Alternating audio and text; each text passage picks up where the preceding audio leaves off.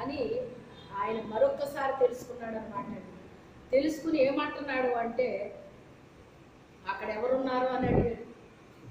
వెంటనే ప్రత్యక్షమయ్యారు భటులు, ఆయనను తీసేయండి బయటికి అని చెప్పి ఇతనికి మీద నేరం మోపిన వాళ్ళు తీసుకెళ్ళి అందులో వేశారండి. అందులో వేసినప్పుడు వెంటనే ఎముకలతో సహా పొగల కొరికి తినేసినాయి అంటండి. ఒక్క వ్యక్తిని తినని సింహాలు కుటుంబాలని తీసుకెళ్ళి అందులో పడేస్తే ఒక్క ఎముక కూడా మిగలకుండా తినేసినాయి అంటాడు. హల్లెలూయా చెప్పండి. మన దేవుడు ఎంత గొప్పవాడో చూసారా?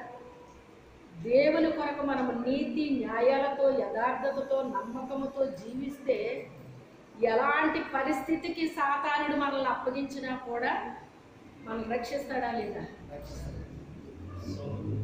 తప్పకుండా రక్షిస్తాడు ఆయన మనల్ని. లోకమంతా మన మీద దుమ్మెత్తి పోసిన, లోకమంతా మన మీద అబద్ధ సాక్ష్యాలు చెప్పిన యెజబెలు మరి ఏలియా మీద అబద్ధ సాక్ష్యాలు చెప్పడానికి మనుషులు పెట్టిందా లేదా? అబద్ధ సాక్ష్యాలు చెప్పారా లేదా? కానీ దేవుడు రక్షించాడా లేదా? 2 రోజులు భోజనం పెడితే ఆ 2 రోజులు బలముతో ఆయన 40 రోజులు నడిచి ప్రయాణం చేసేసాడటండి. ప్రయాణం చేసి రాజుల్ని, శిష్యుల్ని, యాజకుల్ని అభిషేకం చేశాడటండి, ప్రవక్తల్ని. అంటే అతని పోస్ట్ ఏమైంది? ఇప్పుడు సైతాన్ని బెదిరించిన తర్వాత ఇప్పుడు పోస్ట్ కిందకి వెళ్ళిందా పైకి వెళ్ళిందా? హెచ్చించబడ్డాడా తగ్గించబడ్డాడా? అది సాతానుడు మన మీద ప్లాన్ చేసినప్పుడు మన పోస్ట్ ఏమవుతుంది? హెచ్చింపబడుతుంది అన్నమాట. హెచ్చింపబడుతుంది. అయితే అలాంటి దానియేలు దేవుడు ప్రత్యక్షమైతేనంట అతనిలో ఉన్న బలం పోయిందంటండి. ఏమైపోయింది? అతనిలో ఉన్న బలం పోయిందంట. చచ్చిన వాడు పడిపోయినట్టు పడిపోయాడటండి. అప్పుడు దూత అంటుంది కదా, దానియేలు నువ్వు భయపడకు, నువ్వు బహుప్రియుడివి. దేవుడికి ఏంటంట? బహుప్రియుడివి. ఎందుకు బహుప్రియుడయ్యాడు ఆయన? శ్రేష్టమైన బుద్ధి కలిగిన వాడని ఉంది ఆయన గురించి రాయబడినప్పుడు. ఏం బుద్ధి అంట? మనుషులు మంచోళ్లే కానీ వాళ్ళ బుద్ధి మంచిది కాదండి అంటారు. అంటే మనిషి బుద్ధిని బట్టి మనిషిని అంచనా వేసేస్తారండి. రెండోది, దేవుడికి ఎప్పుడైతే మనము మంచి బుద్ధి కలిగిన వారుగా మనం కనిపించామో సాతాను మన మీద అనేకమైనవి క్రియేట్ చేస్తుందండి. సాతాను అనేకమైనవి. మరి ఆ దేశం అంతా కూడా ఆయన ఏమందండి చెప్పండి? దేవుడేమో శ్రేష్టమైన బుద్ధి కలిగిన వాడని ఆయన్ని చాలా ఇష్టపడిపోతున్నాడు. కానీ ఆ దేశం అంతా ఏమంది మరి ఆయన్ని? మరి పరాయి దేశం తీసుకొచ్చి మరి అలా పెడితే మరి అలా చేస్తాడు, మరి ఇంకేం చేస్తాడు? ఇలా చేసేసాడు అలా చేసేసాడని ఇంకెన్ని కోతలో అన్నమాట. వాళ్ళు ఇష్టం వచ్చినట్టు కూర్చారు అందరూ కలిసి. కానీ కుయ్యకుండా చేశాడా దేవుడు? ఎవరు ఎన్ని మాట్లాడుకున్నా మాట్లాడకుండా చేశాడా దేవుడు? మాట్లాడకుండా చేయలేదు. అతని పోస్ట్ని ఏం చేశాడు? హెచ్చించాడండి. హెచ్చించాడు. నన్ను గణపరచు వారిని నేను గణపరుస్తానంటున్నాడు. గణపరుస్తాడు, మనల్ని హెచ్చిస్తాడు ఆయన. ప్రజలు మనల్ని తగ్గిస్తారు, దేవుడు మనల్ని హెచ్చిస్తాడండి. అయితే సాతానుడు కూడా హెచ్చిస్తాడండి. మనల్ని ప్రజలు హెచ్చిస్తున్నారా? సైతాను హెచ్చిస్తున్నాడా? దేవుడు హెచ్చిస్తున్నాడా? ఇవన్నీ గ్రహించాలి మనం. ఎవరు మనల్ని హెచ్చిస్తున్నారు? దేవుడా? సైతానా? మనుషులా? ఎవరు హెచ్చిస్తున్నారు? మనుషులు హెచ్చిస్తే అది ఏమన్నా దేవునికి సంబంధించిందేనండి? కాదు.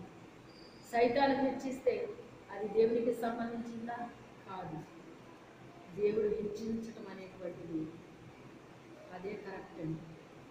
అదే కరెక్ట్ అండి. దేవుడు ఎప్పుడు హెచ్చిస్తాడంటే అనేకమైన శ్రమల గుండా వెళ్ళిన తర్వాత మనల్ని హెచ్చిస్తాడు ఆయన. అనేకమైన శ్రమల గుండా వెళ్ళిన తర్వాత హెచ్చిస్తాడు. సైతాన్ని ఎప్పుడు హెచ్చిస్తుందో తెలుసా? సైతాన్ని చెప్పిందల్లా వింటే హెచ్చించేస్తాడు. హెచ్చించేస్తాడు, ఏమీ డౌట్ లేదండి. దేవుడు చెప్పిందల్లా వింటే దేవుడు హెచ్చిస్తాడు.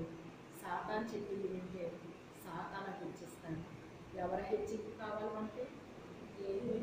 దేవుడి యొక్క హెచ్చింపు కావాలి. దేవుడు ఎప్పుడు హెచ్చిస్తాడు మనల్ని? ఆయన చెప్పిన ప్రతి మాట మనము విన్నప్పుడు, శ్రమల గుండా మనము వెళ్ళినప్పుడు, శోధనల గుండా వెళ్ళినప్పుడు, అనేకమైన నిందలు అనుభవించినప్పుడు, అపహాసాలు ఎగతాళీలు అనుభవించినప్పుడు, అప్పుడు మనల్ని హెచ్చిస్తాడు. అయితే దానియేలు, నువ్వు బహుప్రియుడివి, నువ్వు బహుప్రియుడివి, నువ్వు భయపడకు, నువ్వు భయపడకు, ధైర్యం తెచ్చుకో. బలము తొలగిపోయిందంటండి అతనిలో నుంచి. చూడండి, అతను పరిశుద్ధుడు, విశ్వాసి, శ్రేష్టమైన బుద్ధి కలిగిన వాడు అయినప్పటికైనా దేవుడు అలా ప్రత్యక్షమయ్యేటప్పటికి అతను ఏమైపోయాడు? ఒక చచ్చిన వాని వలె పడిపోయాడటండి. అంటే దేవుని యొక్క ప్రత్యక్షత అలా ఉండేదండి. దేవుని యొక్క ప్రత్యక్షత అలా ఉండేదండి. ఇప్పుడు మాలో ఎలా ఉంటుందంటే దేవుని బలముతో నింపబడిపోతామండి. ఆ తర్వాత ఆయన నెమ్మదిగా ఆయన మమ్మల్ని విడిచిపెడతాడనమాట. తన శక్తితో నిలబెట్టేస్తాడండి. ఆ రోజున ఆయనే కాదు, ఇప్పుడు మేమైనా అంతేనండి. అలాగ చాలా స్ట్రాంగ్గా నిలబెడతాడు, బలంగా మాట్లాడతాము, అన్నీ అయిపోతాయి. కొన్ని గంటలు బాగానే ఉంటామండి. ఆ తర్వాత మెల్లమెల్లగా వాస్తవంలోకి వచ్చినట్లుగా మా బలం ఏంటో మాకు తెలుస్తుంది అన్నమాట అండి. అప్పటి వరకు దైవ బలముతో ఉంటాము. ఆ తర్వాత మా శరీర బలము మాకు తెలుస్తుంది అన్నమాట. దైవ బలం వేరుగా ఉంటుందండి. అయితే ఆ రీతిగా దేవునికి ఇష్టలుగా మనం ఉండాలి అంటే అది చిన్న విషయమా పెద్ద విషయమా? చెప్పండి. మరి నిందలు అనుభవించాలంటే అది ఏమన్నా ఇష్టమవుతుందండి ఎవరికన్నా? చెడ్డ మాటలు అనిపించుకోవాలంటే ఇష్టమవుతుందండి? అపహాస్యం చేస్తుంటే ఇష్టమవుతుందండి? ఎగతాళి చేస్తే ఇష్టమవుతుందండి? చెప్పండి, ఎవరికన్నా ఇష్టమవుతుందా? మనం తిరిగి అనకపోయినా మనసైనా బాధపడదా? మన హృదయము వీటన్నిటికీ ఏమవుతుందంటే అండి, విరిగి నలిగిపోతుంది అన్నమాట. ఈ మాటలకి, ఎగతాళీలకి, అవమానాలకి, నిందలకి, చెడ్డ మాటలకి ఏమైపోతుంది? హృదయం విరిగి నలిగిపోయి ముక్క చెక్కలు అయిపోయి హృదయంలాగా ఉండదండి. ఈ విరిగి నలిగిపోయిన హృదయంలో నుంచి ప్రార్థన చేస్తేనంట అది దేవుడు ఏమంటున్నాడు? నాకు ఇష్టమైన బలి అంటున్నాడు.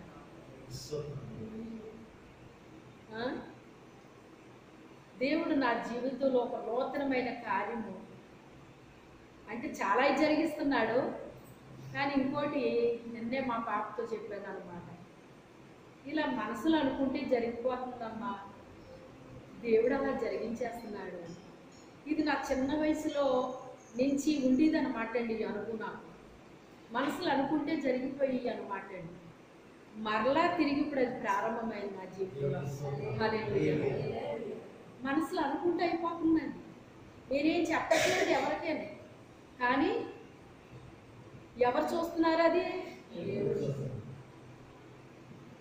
అసలు ప్రభు ఎంత నా పట్ల కార్యం చేస్తున్నాడంటే అంతగా కార్యం చేస్తున్నారమ్మా ఆయన అని మా పాపతో నిన్నే షేర్ చేశారనమాట అండి. ఇదిగో పలానాది ఇలాగనుకున్నాను, నేనేం చెప్పలేదు, ఇలా అయిపోయింది. ఇదిగో ఈరోజు ఇలా అనుకున్నాను, ఇది ఇలాగైపోయింది. మళ్ళా దేవుడు నా జీవితంలో ఇలాగా జరిగిస్తున్నాడమ్మా. ఎందుకంటే ఇప్పుడు చిన్న వయసులో హృదయం విరిగి నలిగిపోలేదు, కానీ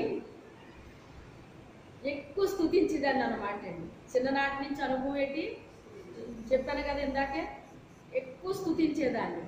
ఆ ఎక్కువ స్తుతించడాన్ని బట్టి అనుకుంటే జరిగిపోయింది. ఇప్పుడు ఎలాగైంది, స్టెప్ బై స్టెప్ పైకి వచ్చాను. ఇప్పుడు చాలా పైకి వెళ్ళినట్టు నాకు దేవుడు చూపించాడు గత సంవత్సరంలోనండి. చాలా మెట్లు ఎక్కేశాను అనమాట. అయితే ఇక కొద్దిగా ఒక 3 మెట్లు 4 మెట్లు ఉన్నాయి. ప్రభువా నేను ఎక్కలేకపోతున్నాను, ఇంకా నేను రాలేకపోతున్నాను ప్రభువా, నన్ను పైకి తీసుకురా ప్రభువా, నన్ను ఎలాగైనా నువ్వే నన్ను పైకి తీసుకురా తండ్రి అని ఇలాగే చేతులు ఎత్తి ఆ మెట్టు మీద నిలబడి ప్రభువుని పిలుస్తున్నాను అనమాట అండి. పిలిచేటప్పటికి ఏమైందో నాకు తెలియదండి, మెలకు వచ్చేసింది. మెలకు వచ్చేటప్పటికి ఆ రోజు ఒక మందిరానికి వెళ్ళే అవకాశం దేవుడు ఇచ్చాడండి. ఇచ్చేటప్పటికి అక్కడికి వెళితే ఆ రోజు అక్కడ 100 మందికి వాక్యం చెప్పే అవకాశాన్ని ఇచ్చేశాడు. నేను చాలా బలహీనంగా నేను వెళ్ళానండి. బలహీనంగా వెళ్తే ఆ రోజు అక్కడ ప్రార్థన లేదంటే ఎందుకని, కానీ వచ్చిన వాళ్ళందరూ ఉసుగురు మరి కూర్చొని మాట్లాడుకునే వాళ్ళు మాట్లాడకుండా ప్రార్థన చేసుకునే వాళ్ళు ప్రార్థన చేసుకుంటున్నారు. అప్పుడు అక్కడ ఉన్న వాళ్ళు చెప్పారన్నమాట, సరే వచ్చారు కదమ్మా పైకి వెళ్ళి ప్రార్థన చేసుకుని వెళ్ళిపోండి అన్నారు. సరే అనేసి ప్రభువా నువ్వు ఇంటి దగ్గరే చెప్పొచ్చు కదా, నేను కాళ్ళు ఈడ్చుకుంటూ వచ్చాను. యానలా నేను కాళ్ళు ఈడ్చుకుంటూ వచ్చాను, చాలా శ్రమతో వచ్చాను అంతే అందులోని. ప్రభువా నువ్వు ఇంటి దగ్గరే చెప్పొచ్చు కదా, ఇక్కడ ప్రార్థన లేదని అని ఆ డయాస్కి ఇలా జారబడిపోయినండి. ఓపు లేక జారబడిపోయి ఇలా 2 చేతులు పైకెత్తి ప్రార్థన చేస్తే దేవుడు అన్నాడు కదా, వాళ్ళ కూర్చోబెట్టి చెప్పులు అన్నాడు. ఇది ఎంత బాగుందో చూడండి. అయ్యి బాబా వీళ్ళు కూర్చోబెట్టి చెప్పడం ఏంటి ప్రభు అనేసి వెనక్కి తిరిగాను. అక్కడ ఎవరో ఉన్నారు, పలకరించాను. నేను పాస్టర్ గారినమ్మా, దేవుడు ఇలా చెప్తున్నాడమ్మా నాకు అన్నాను. అలాగా అండి, ఈవిడ పాస్టర్ గారు అంటే అండి రండి రండి రండి రండి అని పిలిచేసింది. వాళ్ళందరూ నా మనిషి అందరూ అలా కూర్చున్నారన్నమాట. అవునా పాస్టర్ గారు అనేసి నాకు కుర్చీ వేసేసి కూర్చోబెట్టేటప్పటికి అసలు వాళ్ళ స్వరాల కంటే నా స్వరమే పెద్దగా వినబడిందండి. ఎందుకని ఎంత ఆశ్చర్యమో చూడండి. అది నా బలము కాదు, నా శక్తి కాదు, నా స్వరము కాదు.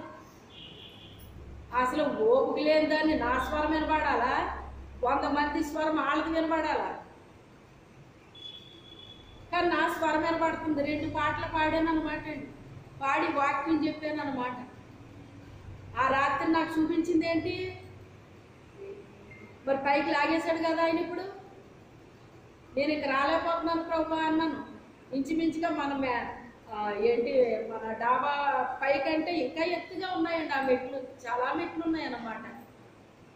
అంటే ఇప్పుడు అనుభవం ఏంటి, అలాగ స్టెప్ బై స్టెప్ ఎక్కుకుంటా వచ్చేసరికి అంటే ఇప్పుడు చూడండి, వివాహం అయిన తర్వాత అనుభవం మారింది. తర్వాత పిల్లలు పుట్టారు, ఒక్కొక్క బిడ్డ పుట్టేటప్పటికి అనుభవాలు మారుకుంటా వచ్చినాయి. పిల్లలు స్కూల్కి వెళ్ళినప్పుడు అనుభవాలు వేరుగా ఉన్నాయి. వాళ్ళు ఏంటది హై స్కూల్కి వెళ్ళినప్పుడు, వాళ్ళ కాలేజీలకు వెళ్ళినప్పుడు, ఆ తర్వాత వాళ్ళకి వివాహాలు చేసినప్పుడు, ఆ తర్వాత వాళ్ళకి ఏంటయ్యి డెలివరీ టైంలో వాళ్ళ చూసుకోవడం, ఇలాగ రకరకాల ఓ పక్కన సాతానుడు శోధించడం, ఇన్ని రకాలు. అంటే ఒక్కొక్క రకమైన అనుభవం, ఒక్కొక్క మెట్టు అంటే ఒక్కొక్క రకమైన అనుభవం అనమాట అండి.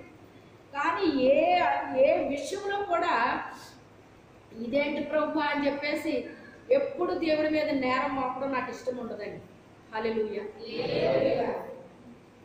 అలాగే అండం ఇష్టం ఉండదు, ఎందుకో తెలియదు నాకు. నా దేవుని అనుమతి లేకుండా ఇది నా జీవితంలోకి రాదు. ఆ దేవుడు ఎందుకు అనుమతించాడు ఇది నేను దీని గుండా వెళ్ళడం దేవుని చిత్తమేమో, అందుకే అనుమతించాడు, లేకపోతే ఇది జరగదు నాకు అని చెప్పేసి ఆయన ఎందుకు అనుమతించాడో అని అనుకుంటానో, ఆ నెక్స్ట్ ఇంకోటి జరుగుతుంది, ఆ నెక్స్ట్ ఇంకోటి జరుగుతుంది. ఏది ఏమైనప్పటికైనా ఇప్పుడు వచ్చేయన్నీ ఎలా ఉన్నాయి, చిన్నప్పుడు స్తుతించి ఆరాధించేలాగా ఉన్నాయా? ఇప్పుడు హృదయం ఏమైపోయింది? విరిగి నలిగిపోయింది. ఇప్పుడు ఏ స్టేజ్కి తీసుకొచ్చాడు దేవుడు? మనసులో అనుకుంటే చాలు. ఇంకా ప్రార్థనతో కూడా, ప్రార్థన చేస్తాను మానేస్తానని కాదు, ప్రార్థన చేస్తాను, కానీ మరలా ఆ చిన్న వయసులో అనుకున్న ఏ రీతిగా జరుగుతున్నాయి మరలా తిరిగి ఇప్పుడు అది ఆ అనుభవంలోకి అయినా తీసుకొచ్చేసాడు అనమాట. తీసుకొచ్చాడు. ఎందుకని? నా వయసుకి మించినవి అన్నీ అనుభవించేశానండి. నాకంటే పెద్దోళ్ళు అనుభవించాల్సినవి అన్నీ కూడా నేను చిన్న వయసు నుంచి కూడా పెద్దోళ్ళు అనుభవించే అనుభవాలన్నిటిని కూడా అనుభవించకుండా వచ్చేసాను అనమాట అండి. ప్రతిదీ త్వరగా జరుపుకుంటూ వచ్చేసినట్టు జరిగేసినాయండి నాకు అన్నీ కూడా. కానీ ఈ రోజుకి నేను ఇలా సజీవురాలుగా క్షేమంగా మీ మధ్య నేను ఉన్నానంటే కేవలము దేవుని యొక్క కృప, దేవుని యొక్క కృప, దేవుని యొక్క కృప. ఆయనే నాకు ఆధారం, ఆయనే నాకు ఆశ్రయం, ఆయనే నా కొండ, నా కోట, నా సర్వం.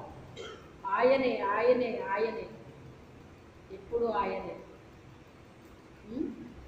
లేకపోతే దుష్టుడు ప్రయోగించిన ప్రయోగాలకి ఎప్పుడో నేను సమాధిలోకి వెళ్ళిపోవాలి.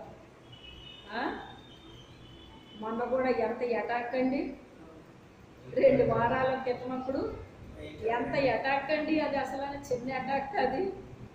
కానీ మరణము తప్పించుట ప్రభు అయిన యెహోవా వశం.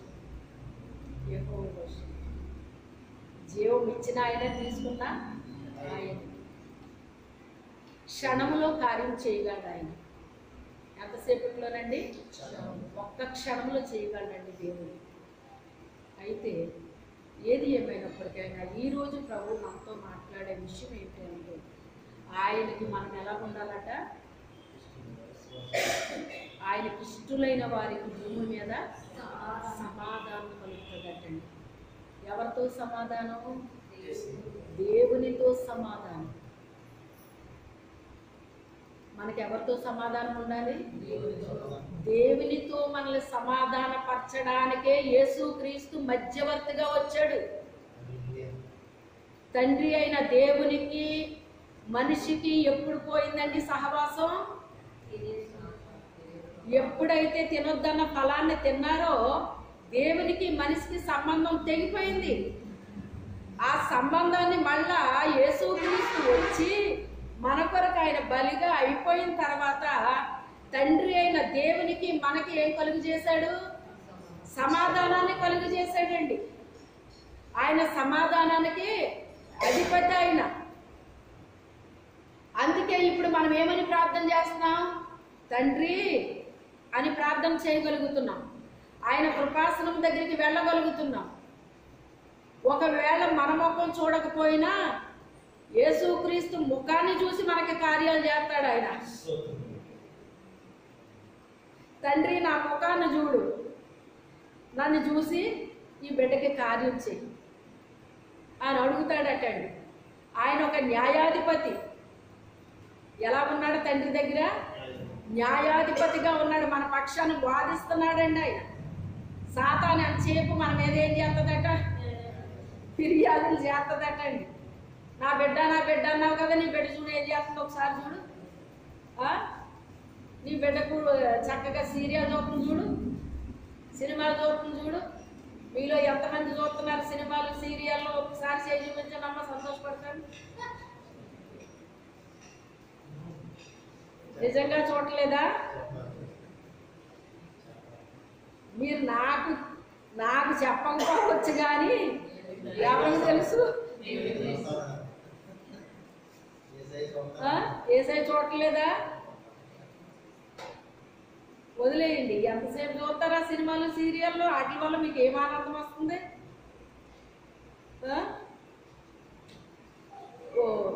ఒక అమ్మాయి ఏదో నాగిలో ఏదోనంటండి, సినిమా సీరియల్ అంటండి. అదేనా అండి? అంత తెలియనట్టుగా మౌనం వహించేస్తున్నారండి. నిజంగానే దేవుని స్తోత్రం, చూడకపోతే దేవుని స్తోత్రం. అది చూసిందంటండి, చూసేటట్టుగా ఆ దురాత్మ దీనిలోకి వచ్చేసింది, దీని ముఖం మారిపోయింది. ఏంటి ఇలా తేడా వచ్చేసింది మనిషిలో నేను అనుకునేసరికి మొత్తం మీద ఆ దయ్యం పట్టి పీడిచ్చేసింది అనమాట. ఓ రోజు బయటపడిపోయింది. ఏదో తేడాగా ఉంది అనుకున్నాను, ఇదన్నమాట తేడా అని చివరికి ఒప్పేసుకుంది అనమాట. ఫలానా సీరియల్ చూసాను నేను, అది వచ్చేసినట్టుందే అంటుందన్నమాట. సీరియల్ చూసే వాళ్ళందరిలోకి దెయ్యాలు వస్తాయి, గుర్తుపెట్టుకోండి. మీరేదో ఆనందంగా ఆహ్లాదంగా చూస్తున్నారేమో కానీ ఆ దెయ్యం మీలోకి వచ్చి కూర్చుంటుంది అనమాట. దెయ్యం మీలోకి వచ్చి కూర్చుంటే మీరు పరలోకం ఎలాగెళ్తారు? మీరు దేవుడిని ఎందుకు నమ్ముకున్నారు చెప్పండి. పరలోకానికి వెళ్దామనేనా? పరలోకం ఏమో అండి, ఉందో లేదో ఏం తెలుసండి. అనవసరంగా ఇప్పటి నుంచి ఆ సీరియల్ పోగొట్టుకోవడం ఎందుకు, సినిమాలు పోగొట్టుకోవడం ఎందుకు అని అనుకున్నారనుకోండి, నరకం మాత్రం గ్యారెంటీ. పరలోకం గ్యారెంటీ అని చెప్పలేను కానీ అవి మీరు వదలలేకపోతే మట్టుకు నరకమే గ్యారెంటీ. అవన్నీ కూడా సైతానికి సంబంధించినవి అండి. సైతానికి సంబంధించినవి వదిలేయండి. అలాంటివి కాసేపు పాటలు పాడుకోండి, ప్రార్థన చేసుకోండి, 2-3 కలిసి చక్కగా ప్రార్థన చేయండి, ఆత్మల రక్షణ కొరకు ప్రార్థన చేయండి, చక్కగా పాటలు పాడుకోండి, దేవుని గురించి మాట్లాడుకోండి. దేవుని గురించి మాట్లాడుకుంటే దేవుని సన్నిధి మీ చుట్టూ ఆవరిస్తుంది. మీరు స్తుతిస్తుంటే దేవుని సన్నిధి ఆవరిస్తుందండి.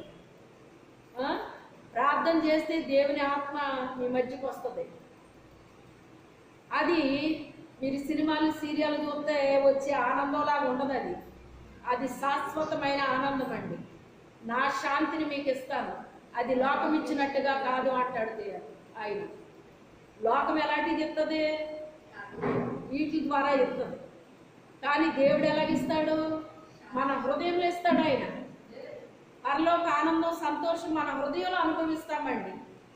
పరలోక ఆనంద సంతోషం అంటే అది ఏమైనా చిన్న విషయం అనుకుంటున్నారా మీరు? అది అనుభవిస్తే అర్థమవుతుంది మీకు. మన హృదయంలో అనుభవిస్తాం, మన గృహంలో అనుభవిస్తాం, మనం ఎక్కడికి వెళ్తే అక్కడ అనుభవిస్తామండి. ఎక్కడికి వెళ్తే అక్కడ అనుభవిస్తామండి. అయితే దానియేలు చూడండి, నువ్వు బహుప్రియుడవి అంటున్నాడు. అలాగే మార్కు సువార్త 2వ అధ్యాయంలో కూడా ఆయనంట తనకిష్టమైన వారిని కొండ మీద కూర్చుని పిలిచాడటండి.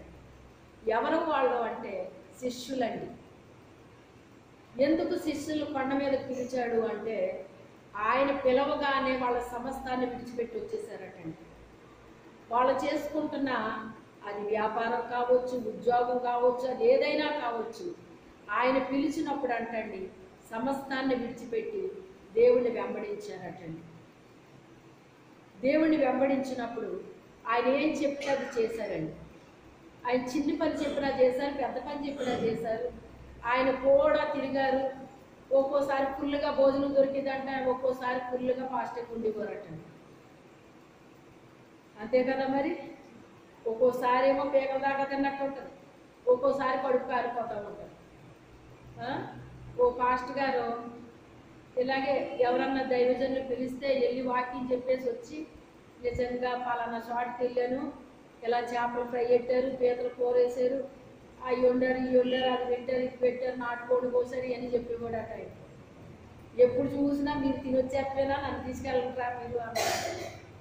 అలాగా సరే అయితే ఈసారి వెళ్ళినప్పుడు తీసుకెళ్తానులే అన్నారంట ఆయన. అని తీసుకెళ్ళేటోడికి అవి ఉపవాస మీటింగ్స్ అంటండి.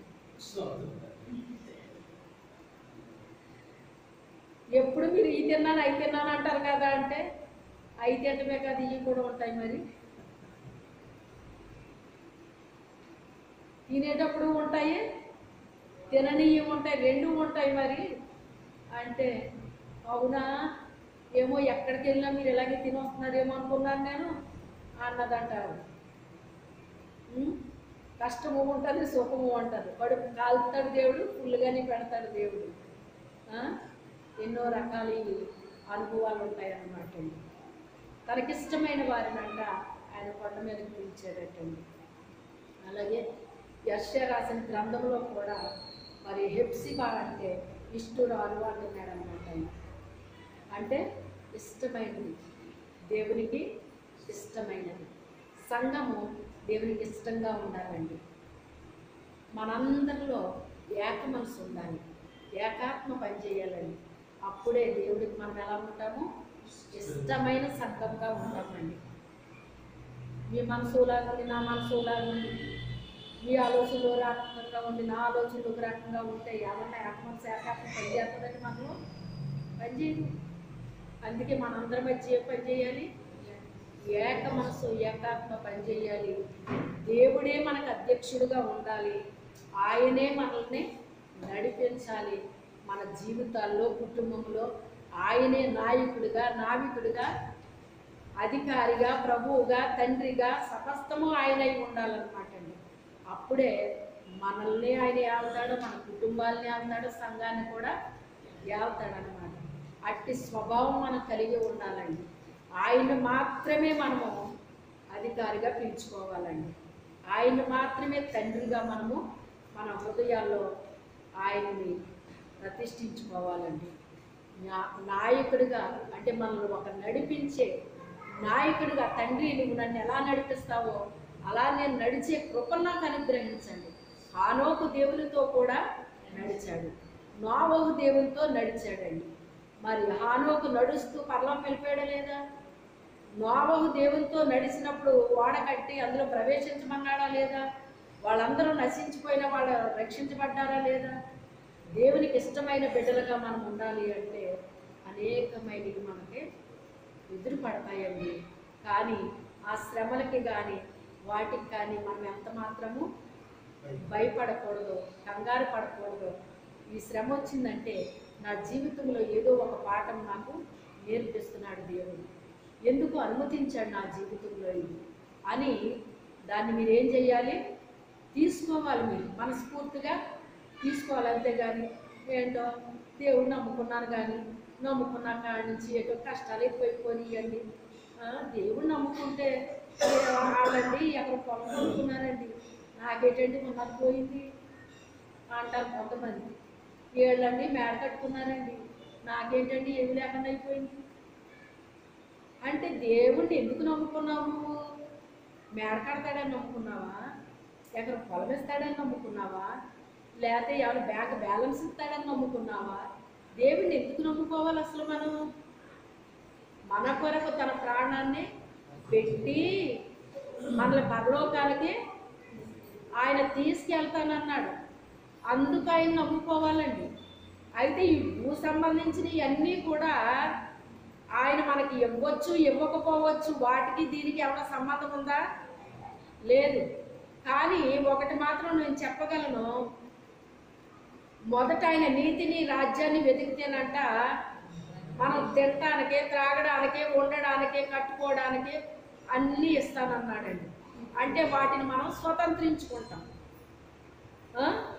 విశ్రాంతి దినానికి మనం తప్పకుండా ఆదివారం మానకుండా వెళ్ళాలటండి. విశ్రాంతి దినాన్ని పాటించాలంట. విశ్రాంతి దినాన్ని మన పనిపాట్లు చేసుకోకూడదండి. మొదట దేవుని మందిరానికి మనము ఇంపార్టెంట్ ఇవ్వాలి. అలా ఇచ్చినప్పుడంట దేశంలో ఉన్నత స్థానంలో ఉంచుతాడటండి దేవుడు. తీసుకెళ్ళి ఎక్కడ ఉంచుతాడు? ఉన్నత స్థానంలో ఉంచుతాడటండి. అయితే మరి ఇంకా దేవుడు ఏ రీతిగా మనల్ని దీవిస్తాడంటేనంట, దశమ భాగాలు ఇవ్వడాన్ని బట్టి ఆయన మనల్ని దీవిస్తాడటండి. మీరు నాకు ఇస్తే, నాకు ఇచ్చి నన్ను శోధించండి, అప్పుడు ఆకాశపు వాకిట్లను విప్పి పట్టజాలనంత విస్తారమైన దీవెనలు మీకు కొమ్మరిస్తాను అన్నాడు. ఇస్తానలేదు, కొమ్మరించేస్తాడంటండి. వర్షం కొమ్మరించేసిందండి ఈరోజు అంటాం. అంటే ఏంటది? చిన్న చిన్న చినుకులు పడ్డాయా? లేదు. నాకు ఈ మధ్య ఒక పాయింట్ దేవుడు చెప్పింది, నాకు చాలా నచ్చిందండి. ఉన్నట్లున్నాయి ఒకటి చెప్తూ ఉంటాడు. ఏంటంటే వారి ధననిధులని నింపుదులు అని మాట ఉంటుంది. ఉన్నదా లేదా? ఆ రోజు ఆ మాట నాకు రిలీజ్ చేసాడండి. ఎలాగా? ధననిధి నిండిపోయి ఉంటుందటండి. నిండిపోయి ఉన్నదాన్ని ఎలా నింపుతాడు ఇంకా దేవుడు? చెప్పండి. నిండిపోయిందంట ఖాళీ అవుతూ ఉంటుందంటండి మళ్ళీ. మరి నిండింది మనకు ఖర్చు పెడుతుంటే ఖాళీ అవుదా? ఏదో ఒక ఖర్చు వస్తుంది కదండి. ఖర్చు వచ్చినప్పుడు ఏమవుతుంది? అది ఖాళీ అవుతూ ఉంటుంది. ఖాళీ అవుతూ ఉంటే ఆయన ఏం చేస్తాడంట? మళ్ళీ నింపుతూ ఉంటాడంట. భలే బాగుంది కదా, నాకు ఈ పాయింట్ తెలియదు అసలు. ఒకరోజు ఉన్నట్టుండి చెప్పాడండి దేవుడు. అయి తండ్రి నీకు స్తోత్రం ప్రభా, నాకు ఎప్పటి వరకు నాకు దీని విషయం తెలియదు. అయితే ఖాళీ అయిపోతుంటే నువ్వు నింపుతూ ఉంటావా అని చెప్పేసి నాకు చాలా ఆశ్చర్యం అనిపించిందండి. ఎంతమందికి ఈ పాయింట్ ఇప్పుడే తెలిసిన వాళ్ళు అలెలి చెప్పండి. ఆయన మన ధన్నిధులను నింపుతాడంటండి. ఎప్పుడు? ఆయనకి మనం ధారాళంగా ఇచ్చినప్పుడు, తగిన దానికన్నా వెదజల్లి అభివృద్ధి చెందినప్పుడు అంటండి. మనము దశమ భాగాలు అర్పించినప్పుడు అంట. ఇలాంటివన్నీ మనం చేసినప్పుడు అంట మన ధన్నిధులను ఆయన నింపుతూ ఉంటాడంట. అవి ఖాళీ అవుతూ ఉంటాయంట, ఆయన నింపుతూ ఉంటాడంట. ఖాళీ అవుతాయంట, నింపుతూ ఉంటాడు. అయితే ఆస్తికి కర్తల్ని ఎవరిని చేస్తాడంటండి? నా ఆజ్ఞలను అధికముగా ప్రేమించు వారికి నేనేం చేస్తాను? వారిని ఆస్తికి కర్తలుగా చేస్తానన్నాడండి. దేవుని ఆజ్ఞలు ఏం చేయాలంటే మనము ప్రేమించడం కాదటండి, అధికముగా ప్రేమించాలంట. అంటే దేవుడు మనకి ఏది ఆజ్ఞాపించాడో ఆ ఆజ్ఞని దేవుడు నాకు ఇలా చెప్పాడు కదా అని దాన్ని ఏం చేయాలంటే మనము అధికముగా ప్రేమించాలంటండి. ప్రేమించడం అంటే ఏంటి? ఇది చెప్పాడు కనుక ఖచ్చితంగా ఈ పనిని నేను చెయ్యాలి. అది అప్పుడు కొన్ని సొంత పనులు మనం మానేసుకోవాల్సి వస్తుంది. వస్తుందా రాదా? మరి అదో పరీక్ష కదా. కొంత నష్టం వస్తుంది, సొంత పని మానేయాల్సి వస్తుంది, కొంత అనారోగ్యం వస్తుంది, కొన్ని సమస్యలు వస్తాయి, కొన్ని ఇబ్బందులు వస్తాయి. అయినప్పటికైనా ఏం చెయ్యాలి? ఆయన చెప్పింది చేయటం అనేటువంటిది అంత సులువేమీ కాదు. అంత సులువు కాకపోయినా మనం చేసాము కనుక ఆయన ఆజ్ఞలు మనము అధికముగా ప్రేమించాం కనుక మనల్ని ఏం చేస్తాడట? ఆయన ఆస్తికి కర్తలుగా చేస్తాడటండి. ఆస్తికి కర్తలుగా చేస్తాడంట. అంటే ఈ బైబిల్లో ఇచ్చిన ఈ వాగ్దానాలనే మరి మనం స్వతంత్రించుకోవాలంటే ఏం చేయాలండి? ఏం చేయాలి? ఆయన ఏం చెప్పాడు అది మనము చేస్తే దాన్ని మనం స్వతంత్రించుకుంటాం. ఆయన చెప్పింది మనం చేయలేదనుకోండి, మనం స్వతంత్రించుకోగలుగుతామా? స్వతంత్రించుకోలేము, ఎప్పటికే స్వతంత్రించుకోలేము. ఆయన ఎందుకు చెబుతున్నాడు? మనల్ని అలా చెయ్యాలనే, మనల్ని దీవించాలనే, మనల్ని ఆశీర్వదించాలనే చెప్తున్నాడు ఆయన. అయితే దీవించే పనులు మనం చెయ్యం, ఆశీర్వదించే పనులు మనం చెయ్యం. కానీ ఏం కావాలని కోరుకుంటున్నాం? దీవెన కావాలనుకుంటున్నాం, ఆశీర్వాదం కావాలనుకుంటున్నాం. మన పిండి పిసుకు తొట్టి దీవించబడాలంటాం, మన ధననిధులు నింపబడాలంటాము. ఇవన్నీ ఎలా జరుగుతాయండి? ఆయన చెప్పునది చెయ్యాలి. ఏం చెయ్యాలి? ఆయన చెప్పునది చెయ్యాలి. అయితే ఈ క్రిస్మస్లో మనం నేర్చుకున్నది ఏంటి అంటే ఆయనకి ఇష్టలుగా మనము జీవించాలి. ఏం చెయ్యాలి? ఆయనకి ఇష్టలుగా మనం జీవించాలి. ప్రతి ఒక్కరు ప్రార్థన చేద్దాం, మోకరించండి. ఎవరికి వాళ్ళే చేసుకోండి. నిజమే ప్రభువా, నీకు ఇష్టరాలుగా నేను ఉండాలయ్యా, నీకు ఇష్టడుగా నేను ఉండాలి ప్రభువా. నువ్వు మాట్లాడుతున్నావు కానీ నేను అలాగ చేయలేకపోతున్నాను అయ్యా, అలా ఉండలేకపోతున్నాను తండ్రి. అయ్యా, నూతన సంవత్సరం ఇంకా కొద్ది రోజుల్లో వెళ్ళిపోతున్నాం తండ్రి. ఈ సంవత్సరంలో అయితే నేను ఇలా ఉన్నానయ్యా, అలా ఉన్నానయ్యా.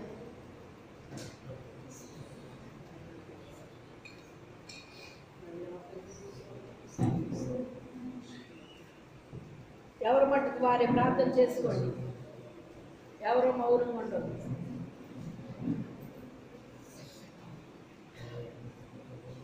నీకు ఇష్టమైన బిడ్డగా నేను ఉంటాను తండ్రి.